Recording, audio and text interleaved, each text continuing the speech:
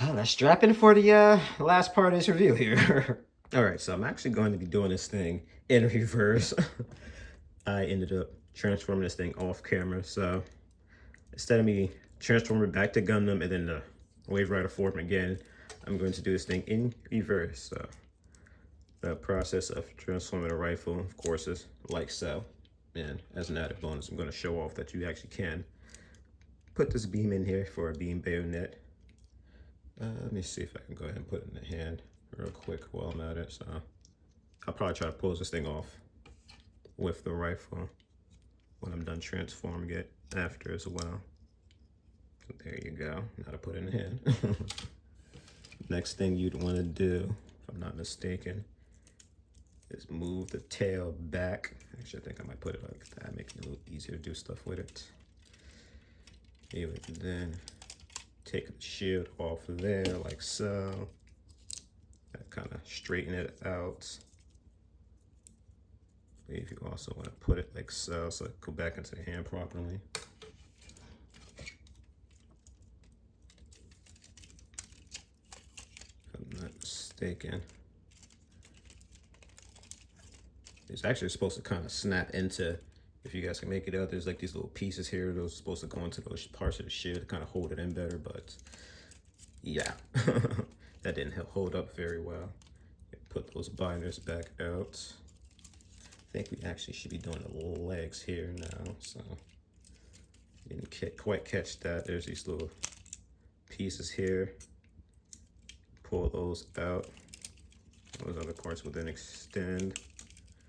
You then want to contract the legs back in. Now, one thing I want to note about the legs that tripped me up for a while is there's like kind of a little bit of a piece here. Like if you can see that, there's like these divots that snap together with the legs. I'm going to kind of show it twice here just for you guys. Like, I'm not sure if you heard that, there's like a click, but you kind of have to grab the leg and then just, ooh. See, like I said, this part really tricked me up, but it's like a little hard to do, but you kind of have to hold it in just the right place where you can, again, snap that piece out there from the leg, because it locks into place there. So you have to hold it just right to get that to kind of dislocate. And then again, that's when you would transform it. Another thing to note is there's actually kind of a locking mechanism with the legs as well, where you have to kind of put the leg, how do I describe this? It's like this part here, the knee, yeah. You have to push the knee up. When you push the knee up, that's where it really allows our articulation for the transformation. If you have it down like that and you try to transform it, it's gonna kind of restrict where the leg can go, and you won't be able to transform it right. So again, that's just two things you really gotta make sure are right with the transformation. I also want to point out, like, when you have it in the mobile suit locking position, it kind of stops the leg from, again, bending backwards. That's why you got to push it forwards, and as you can see there, you can move it up a little more. So that's another thing to point out when you get in the mobile suit form. You want to make sure that's down, so it kind of restricts the movement so it doesn't move back as much. So next up, you want to kind of, it's going to be kind of hard to do, but you want to kind of swivel the little binders out like that. And this part always trips me up. So they want you to swivel the side armor back down. I think it's supposed to. There we go, like that. Get it back down to the legs there. I'm gonna kind of move these to the back now. You would then move the arms back out to the side. I'll move these up a little as well if we can.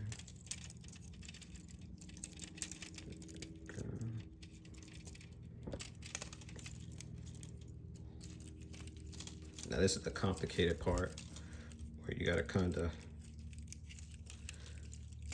you have to move these legs back into into position to where they align with these like grooves here. I'll leave that on the ground for now.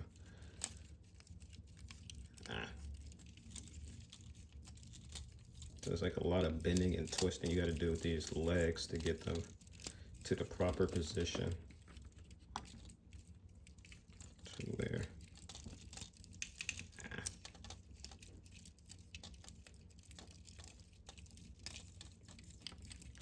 they line back up with this properly. There we go. So that one's good. Let's see if I can get the other one done right.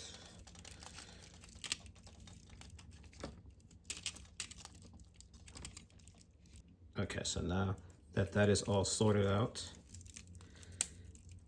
you're supposed to be able to push something in here. It's kind of locks in the hips. I'm not sure if I already did that by mistake or not, but there's also like a little piece on the backpack that you gotta kind of clip the armor on here. I don't know if you can quite see that little peg there, but you kind of got to clip that. You got to push it up and clip it onto the back. So this kind of restricts movement of the armor as well. Keeps everything in place.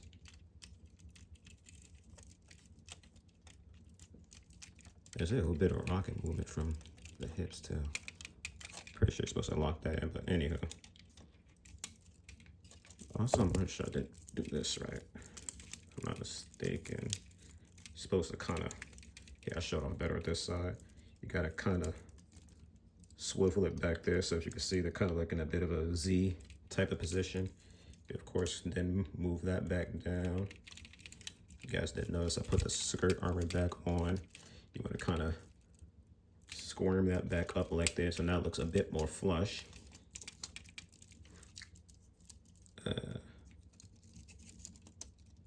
Actually, I think I forgot to, that's another thing I forgot to do it early on. There we go. You guys could make that out. Right there, these panels, you see this one I push back. Gotta do the other side as well. I know it's a little hard to see, but I pushed that down in there.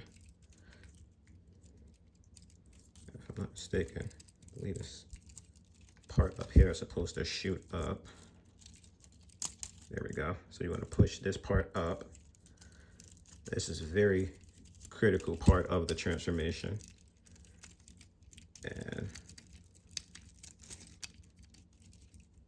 maybe I get some tweezers. Maybe I'll do this a little better.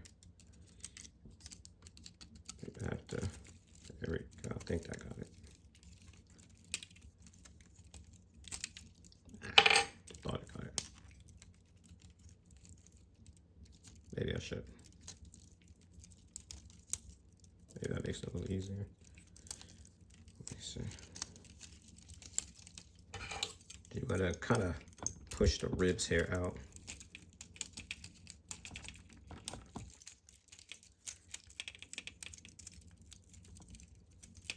There's one. Maybe now I got one other, be a little easier to do. There we go. So now both ribs are down.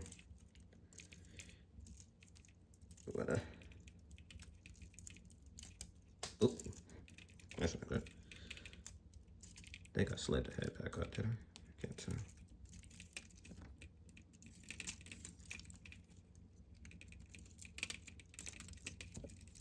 These are both down. I might have did something wrong here. So this is supposed to push like that. There we go. There we go. And now you can push that in. Oh, also I forgot to move the cockpit out. You guys can make that out there. There we go. So now he's in a proper seating position. I should then be able to push the cockpit back in a little bit better. I think that's good. unflush here now.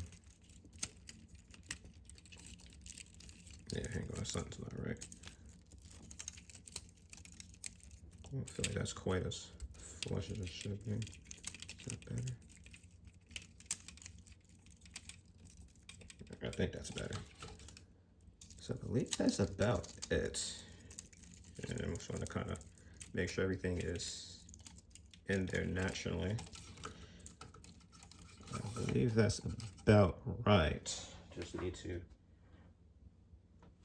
of course, replace the V-fin here.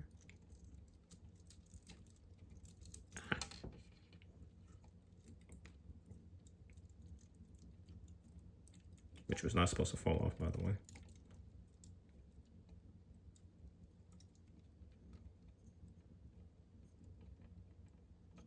There we go. I cannot quite get this thing on right. There we go. Better. So now we have the Zeta Gundam back as a Gundam. Actually, I forgot one part. It's actually supposed to slide the arms out a little bit there. Yeah, there we go. Now it's a Gundam. Then you could, of course, replace the shield here. If I wanted to, I could have put the grenade pack on the other arm, but I'm not going to. It's not that necessary. Of course, that falls off. And then, as I said before, you can. This thing keeps falling off on me, geez. It gives this thing its beam bayonet as well. I definitely missed out on this step, because this is a step you're supposed to do with the legs and lock them in. I'll play with that off screen, but yeah. There you have it. That is the Zeta Gundam's transformation in reverse. I feel like I need to get that. Sheesh. All right, yeah. Before this thing falls apart on me. You get the gist of it, darn it. This is why, again, it took me months to do this, by the way. So I hope you enjoyed me struggling through this thing. All right, don't laugh at me. This is just about every Zeta Gundam type transformation in a nutshell. So now we're going to go basically back in time or whatever and finish the review off here. And there you have it. We have the Zeta Gundam all transformed here. So just look at this thing. It is just crazy to think of this thing really being able to transform into something like this straight from the mobile suit form itself. Like, that's just how amazing our technology is with these model kits these days. You know, there's even some high grades that are even able to make such a dramatic transformation like that. And as an added bonus, this thing even has its landing gear that's able to slide out. So I already have it kind of pre-prepared, but of course, doing it in reverse, getting the landing gear back in.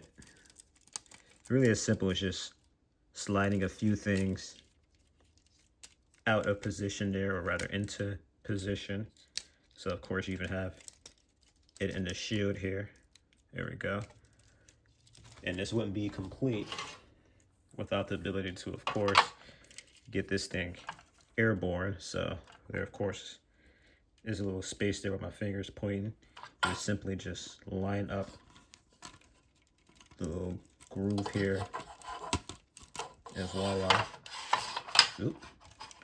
You can get it onto an action base, but sheesh, it'd help if said action base isn't falling apart on you. Here we go. So voila. So you can actually get this thing on action base 4 as well, but I decided to use a 2 or just a 1, as I feel like this thing's a bit better for thicker mobile suits like this. So that's why I chose this one. But I also wanted to kind of show you guys something crazy you can do. So I'm going to bring the Gundam Mark II back out. That'd be better if I had a Hyako Shiki, as that'd be a bit more in line here, but you can actually have another mobile suit right on top of this thing as well.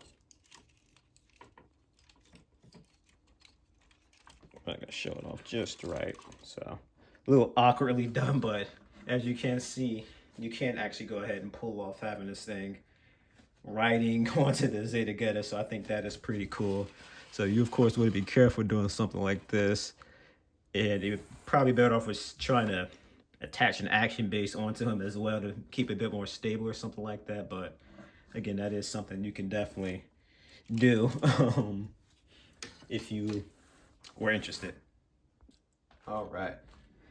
So when it comes to accessories to this thing, besides of course there's the adapter piece for an action base and the beam rifle, which of course can be mounted on top of this thing. I already did that during the transformation because, well, it kind of tells you to. So instead of being weird, we're just gonna keep it on. But one thing that I think is pretty cool that you could do, and actually I forgot to show this earlier, but you can actually fit a beam inside of the rifle itself there, so you can do a kind of a firing type effect for this thing, or when it's in Gundam form, you can actually make it into the beam bayonet that it used in a series a bit.